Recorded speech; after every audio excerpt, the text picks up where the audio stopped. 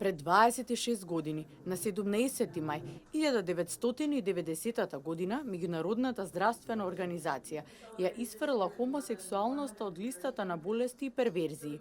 Веќе 26 години на глобално ниво постои декриминализација и почитување и поголема промоција на правата на ЛГБТ листата. Каква е состојбата денес, кога и се прославува Меѓународниот ден на борба против хомофобија, трансфобија и бифобија?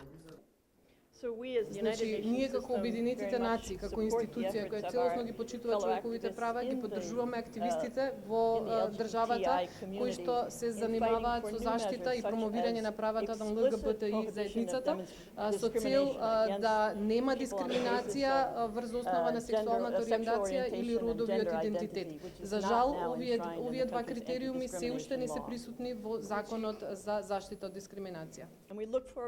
Вистина го очекуваме денот кога овој ден нема да се означува и да се прославува како ден за борба против нешто, туку ќе се означува како ден во кој што ќе се радуваме на различноста, на сите различни карактеристики луѓето кои што ги имаат во овој свет.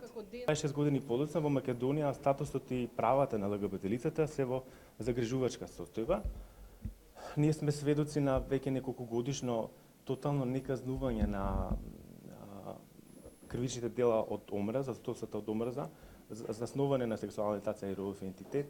Имаме многу голем број на случаи на дискриминација врз овие лица кои не се пријавени, самите жртви не се охрабрени да ги пријавуваат, а исто така имаме голема невидливост, посебно во легислативата на лицата, трансродовите лица.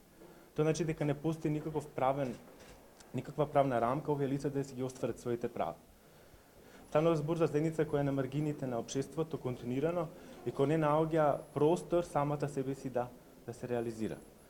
Од 2015 година беше направено истражување на јавното мислење за ЛГБТ заедницата во Македонија, што покажа дека голем дел од општата популација смета дека хомосексуалноста е болест.